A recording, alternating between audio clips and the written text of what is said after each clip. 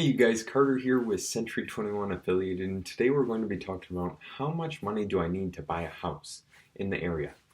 So generally speaking, the answer to this question varies. Are you purchasing a $300,000 house or are you purchasing a $30,000 house? And it depends on if you're paying cash for the property or if you're getting a down payment.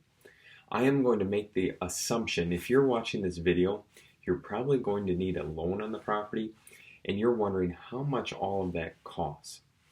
So let's jump on into the topic at hand, and I will go over it in detail so you understand it completely.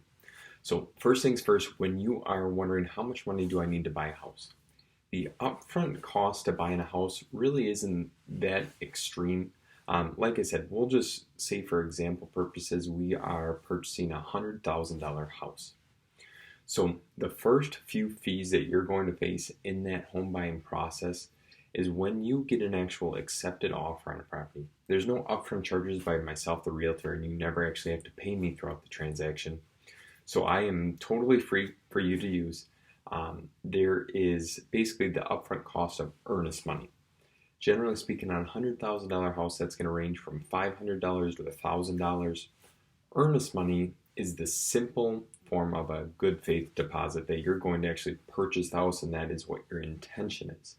Earnest money is due within 5 days after acceptance. And like I said, it's between $500 to $1,000. It goes towards your down payment on the house. The next thing after earnest money is inspections. Generally speaking, for a $100,000 house, I'm going to assume that it's not extremely large. Probably going to cost between $300 to $350 for a home inspection.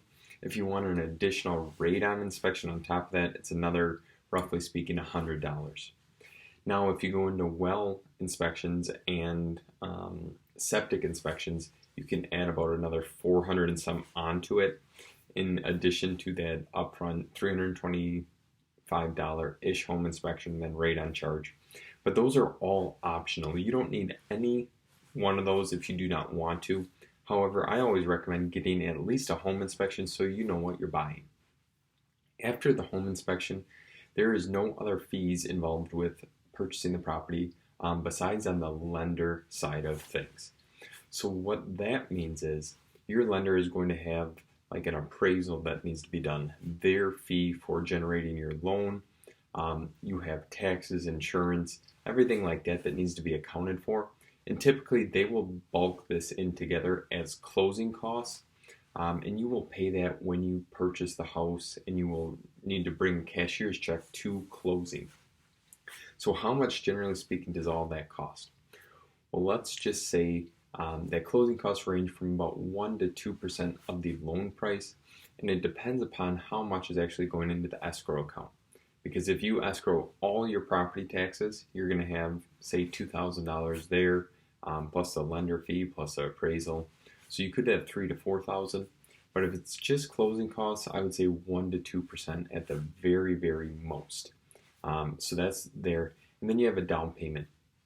Some loan types you need 5% down, some you need 10% down, some you don't need anything down. For example, a veteran loan, a VA loan, you can buy it for 0% down. You can purchase a house without putting any of your own money down, which is extremely nice, and it's a big thank you to all those who have served the United States in their military or armed forces. So that's how the VA loan works.